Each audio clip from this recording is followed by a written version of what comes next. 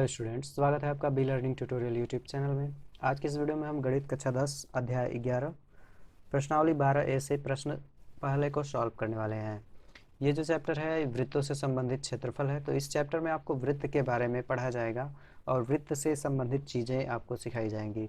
तो जैसा कि आप सभी को पता है कि जो साइकिल की रिम होती है वो भी गोल होती है, टायर जो होता है वो भी गोल होता है, एंड प्लेट या थाली जो है वो सब चीज़ें इसके अंदर वृत्त के रिलेटेड में आती हैं।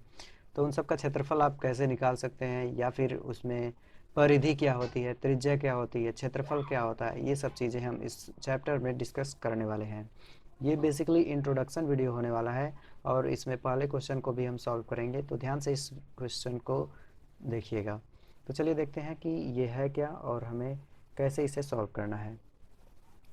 जैसे कि अगर कुछ भी रेडियस का अगर प्रकार की सहायता से एक सर्किल का रचना करेंगे, जैसे कि यहाँ पे हमने ये 3 सेंटीमीटर का लाइन खींच लिया है और यहाँ से हम इसको नाम दे देते हैं O, ठीक है। और बिंदु O पे और ये इसका जो एंड छोर है जिसका नाम हम दे देते हैं B, इस B पे इतनी दूरी ले करके हर समान जगह से इस तरीके से एक रचना करें, एक आकृति बनाएं जिसकी डिस्टेंस इस मतलब कि ये 3 सेंटीमीटर है, तो हर जगह से ये 3-3 सेंटीमीटर की हो, तो इस प्रकार से जो आकृति बनेगी वो वृत्त कही जाएगी। केंद्र से हर जगह जो दूरी है वो समान डिस्टेंस की होगी, तो वो उसको सर्किल कहेंगे। जैसे कि कुछ इस तरीके से नोटिस करेंगे तो यहाँ पे आप देख सकते हैं इसकी डिस्टेंस जो है हर जगह से 3 सेंटीमीटर की है। ये नहीं कि कहीं पे 4 सेंटीमीटर है या फिर 3.1 है, एकदम आपको हर जगह 3 सेंटीमीटर देखने को मिलेगी।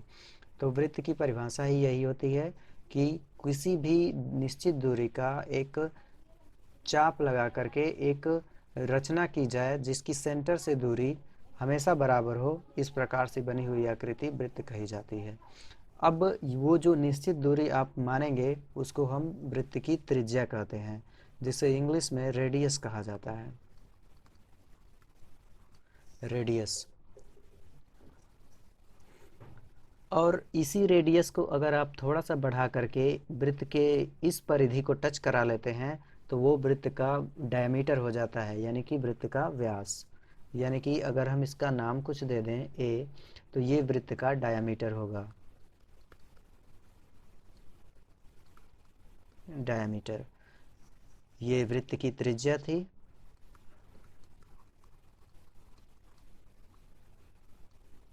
और ये वृत्त का व्यास।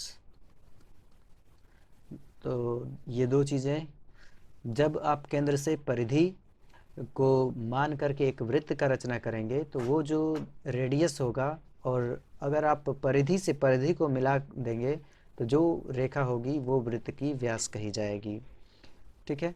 ये जो बिंदुओं का जो पथ है, बिंदुओं का जो पथ है यानी कि जो आपने ये 3 सेंटीमीटर मान करके एक इस तरीके से रचना की थी आकृति की, इसी पथ को आप परिधि कहेंगे, ठीक है। तो ये परिधि होती है वृत्त की। तो सबसे पहले ये कुछ बेसिक चीज़ें हैं जिन्हें आपको पता होनी चाहिए।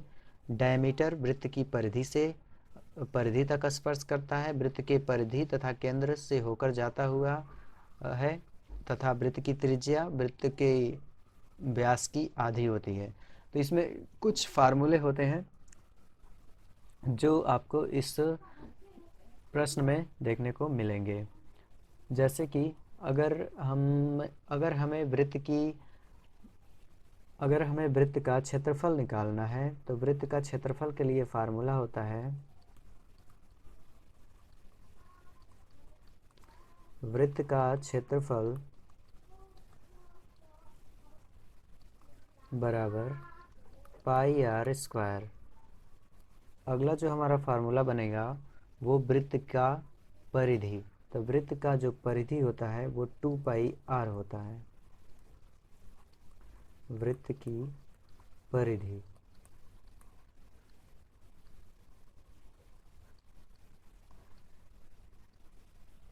वृत्त की परिधि बराबर 2 पाई आर।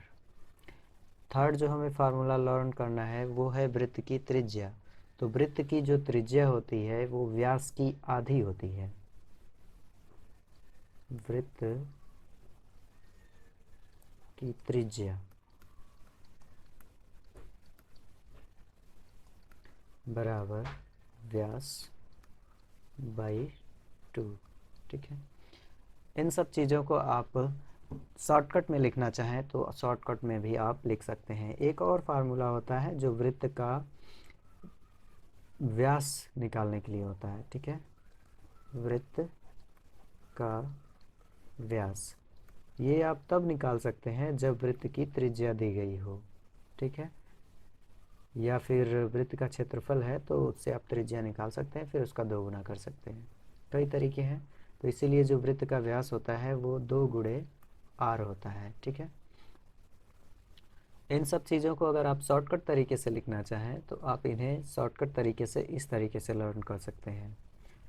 मतलब कि ए यानी कि एरिया, तो area is equal to pi r square, ये वृत्त का है। उसी तरीके से परिधि को सर्क्यूम्फेरेंस कहा जाता है, तो इसको कैपिटल सी से डिनोट किया जाता है, तो 2 पाई आर। उसी तरीके से त्रिज्या को स्मॉल आर से डिनोट किया जाता है और व्यास को कैपिटल डी से डिनोट किया जाता है। ठीक है, तो त्रिज्या यानी कि radius is equal to R D upon 2। इसी तरीके से अगर अब हम डी की बात करें तो 2 इंटू स्मॉल आर। ठीक है, डी यानी कि डायमीटर और 2 गुणे त्रिज्या। तो ये कुछ बेसिक फार्मूले हैं जो इस प्रश्नावली में क्वेश्चंस को सॉल्व करते समय उपयोग में आएंगे। ये है प्रश्नावली 12A का प्रश्न पहला। इसमें कहा गया है 2 वृत्तों की त्रिज्याएं क्रमशः 8 सेंटीमीटर और 6 सेंटीमीटर हैं। उस वृत्त की त्रिज्या ज्ञात कीजिए जिसका क्षेत्रफल इन दोनों वृत्तों के क्षेत्रफल के योग के बराबर हो। मतलब कि आपको 2 वृत्त की त्रिज्याएं दे रखी हैं और आपको तीसरे वृत्त की त्रिज्या ज्ञात करनी है। बहुत ही सिंपल क्वेश्चन है। आपको इस दोनों वृत्तों की त्रिज्याओं की मदद से दोनों वृत्तों का क्षेत्रफल का फार्मूला लगा करके तीसरे वृत्त के क्षेत्रफल के फार्मूला के बराबर कर देना है और सॉल्व कर लेंगे, इसका मान निकल जाएगा। जैसे कि मैं अगर 8 सेंटीमीटर त्रिज्या का जो वृत्त बना रहा हूँ उसको मैं R1 मान रहा हूँ। ठीक है, कुछ इस तरीके से। उसी तरीके से अगर जो इसमें सेकेंड वाला है जैसे कि 6 सेंटीमीटर त्रिज्या, तो उसको हम R2 मान लेते हैं और कुछ इस तरीके का एक सर्किल की रचना करते हैं। तो जो ये R1 और R2 है, इन्हीं के आधार पे हमें एक अन्य वृत्त की रचना करनी होगी जिसकी त्रिज्या हमें पता नहीं है कितनी है। ठीक है, तो उसी की त्रिज्या हमें निकालनी है। लेकिन एक चीज़ क्वेश्चन में कह दिया गया है कि इसका क्षेत्रफल इन दोनों वृत्तों के क्षेत्रफल के योग के बराबर होगा। मतलब कि पहले वृत्त का क्षेत्रफल प्लस दूसरे वृत्त का क्षेत्रफल बराबर होगा तीसरे वृत्त के क्षेत्रफल के। तो बिल्कुल इजी क्वेश्चन है, फार्मूले पे रख के इसको लगाएंगे। सबसे पहले आपको पहले वृत्त का क्षेत्रफल, तो पहले वृत्त की त्रिज्या हमने ऑलरेडी R1 मानी है। दूसरे वृत्त का क्षेत्रफल जिसकी त्रिज्या हमने R2 मानी है, और तीसरे वृत्त का क्षेत्रफल यानी कि नए वृत्त का क्षेत्रफल जिसकी त्रिज्या हम R मान लेंगे। पहले वृत्त का क्षेत्रफल मतलब कि पाई R 1 स्क्वायर प्लस दूसरे वृत्त का क्षेत्रफल मतलब कि पाई R2 स्क्वायर बराबर होगा पाई R के। ठीक है, अब हमें इसमें कुछ चीज़ें दी रखी हैं, तो सबसे पहले तो हम इसमें से कुछ कामन ले लेते हैं। पाई देखिए यहाँ पे और इसमें दोनों में कामन है, तो पाई कामन ले लेंगे।